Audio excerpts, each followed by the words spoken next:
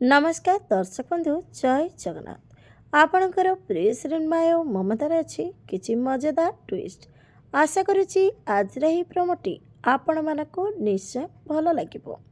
दर्शक बंधु आपण मैंने जानी आदर्श को फसई दि जाइथिबो आदर्श को जेल को आनी पल्लवी एमएलए उपरे बहुत रागिकी थिबो। पल्लवी एमएलए को कहबो अपराधी की आउ खुनी किए खूब शीघ्र सामना को आसिबो एमएलए भरद्वाज इतिहास पुणी थे कड़ लेउटाइब। तेणु एबठू निजको सावधान करी रखंतु भरद्वाज खूब शीघ्र निजर पापर कड़ा पूरब फांसीर फंदा लगे आपण बेकरे।